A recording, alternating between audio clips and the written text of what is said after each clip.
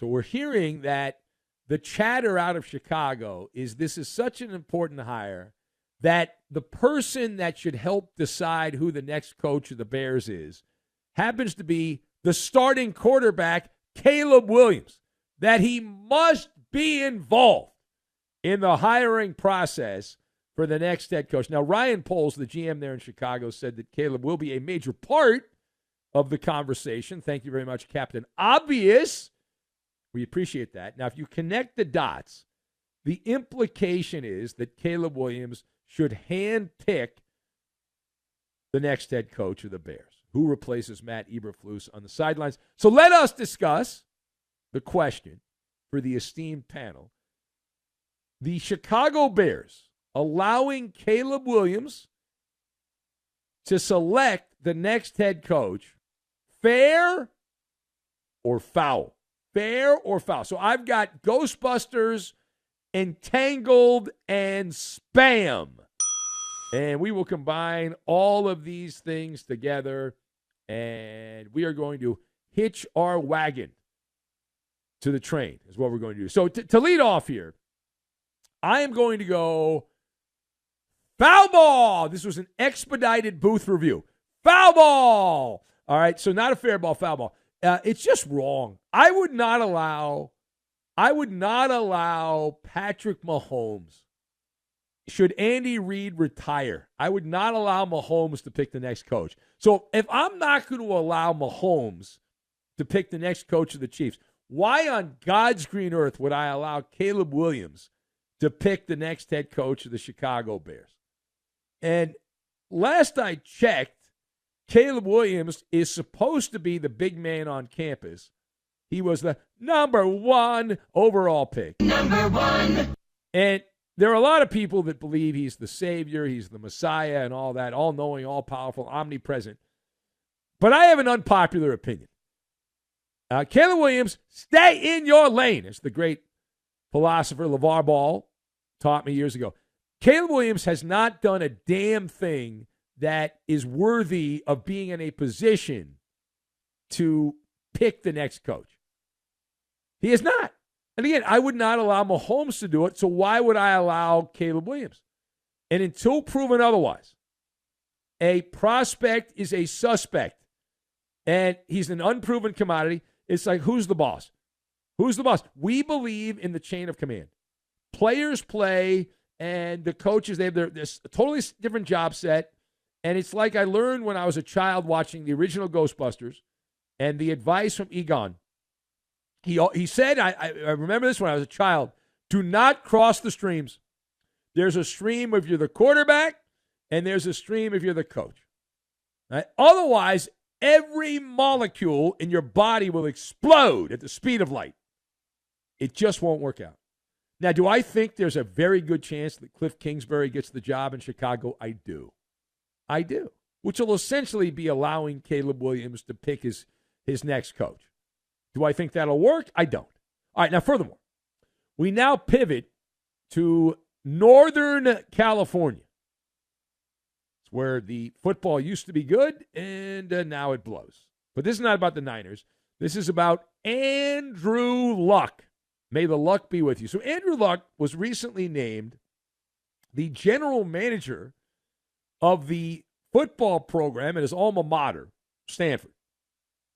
Now, I didn't even realize this was a thing until Woj left ESPN to become the general manager at his old college there.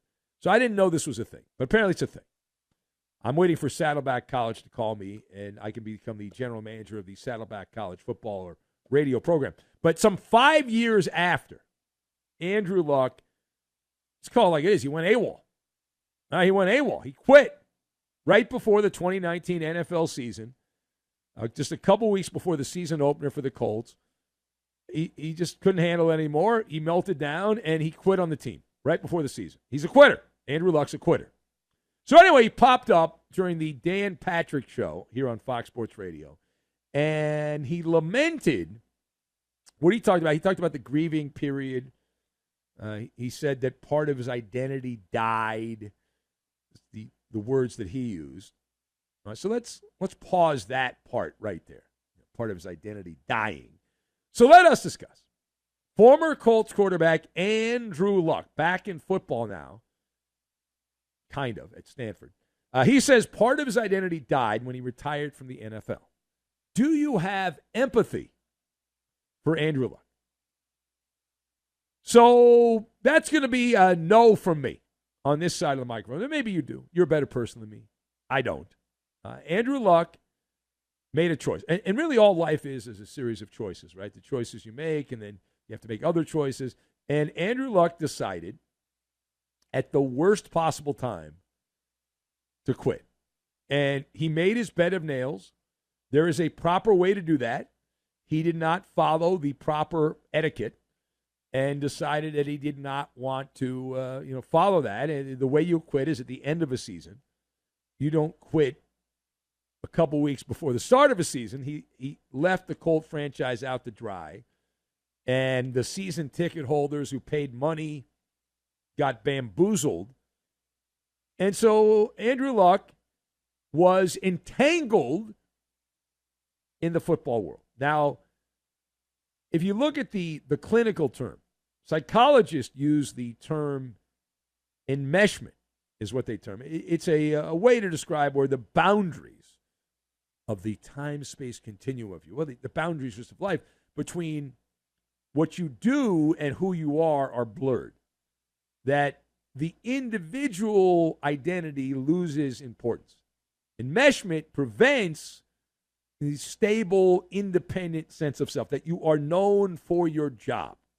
But I will argue, while we spend a lot of our time here talking about athletes and sports, because that's what we do, plausibly, to me it's no different than if you're a carpenter or you're a truck driver or you're working at a restaurant and that's what your job is, and then you change careers, whether it's your choice or you lose your job.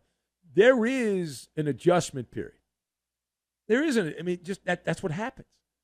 That's called life, right? And so it's just Andrew Luck. We know who he is, and so I don't have empathy for him because he totally botched that entire situation. It's embarrassing. All right, last thing. We now go to New England. Now, the only reason I'm bringing this up, the Patsies are back to being the Patsies. They're 3-10. They stink. But there is an amusing story. I want to thank Jimmy from Maine. I don't know if Jimmy's ever called the show. I don't think he has. But Jimmy sent me this story, and he thought I would like it, and I did. And the story, I'll give you the condensed version out of an abundance of brevity, the condensed version. So Jimmy from Maine sent me the story, and he said that a lot of the fans and NFL media types are upset with Gerard Mayo.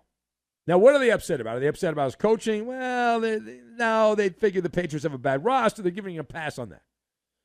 No. They're upset because Gerard Mayo, multiple times this season, following Patriot losses, has said consistently, if you take out blank, like if you take out the defense or the special teams or that offensive drive, we're great, right? So if you take away that, it's sunshine and lollipops and 75 degrees. And so Mayo's used the phrase regularly as a way to explain why his team blows, right? And so he did it again after they lost to the Colts. Somehow, Gerard Mayo and that defense, he was the de facto defensive coordinator, although we know Belichick was the real defensive coordinator. Anyway, Gerard Mayo's defense allowed a 19-play drive to the Indianapolis Colts that was capped off by a 2-point conversion touchdown. Complete breakdown of that unit. Complete breakdown. So any advice to Patriot coach Gerard Mayo on his media dealings, if you will. So, yeah, I got some advice. I talk for a living. Not well, but I talk for a living. And one thing that I've done is I try to mix it up. I avoid word spam. If you talk for a living, and if you're the coach, you're the ambassador of an NFL team. When you talk for a living, falling into certain phrases, these filler phrases, echo chamber, it's verbal crack.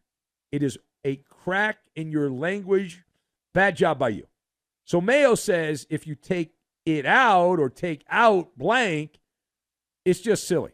Like if I told you, hey, I saw a pig and it had wings, and if a pig had wings, it would fly. And, we used to, on the playground, we used to say if your aunt had blank, she would be, your uncle. Right? We used to say that. Is that banned now? I don't know if that's banned. Anyway, the margins are razor thin in the NFL. And whatever magic dust the Patriots had was Bill Belichick, but mostly Tom Brady, and Lady Luck is no longer on the side of New England. Lady Luck ain't walking through that door. And if she is walking through that door, she's wearing Kansas City Chiefs paraphernalia. She ain't wearing Patriot paraphernalia anymore. Good teams, I know this as a gambler. Good teams win close games. Bad teams lose close games. There's also this myth that if you're a bad team, you get blown out. There's this false belief that if you lose a lot of games and they're close, that you're somehow close to being a good team. And then on the other side, because the Chiefs have won a bunch of close games, that they're really not that good. Neither one of those is accurate, right? Now, there are examples of teams that win a bunch of close games that are frauds, that there will be a regression to the mean. Right? So there's that part of it. But as I like to say as a gambler, good teams win games, great teams cover the spread. So if you're a great team, you cover the spread. You don't worry about that at all.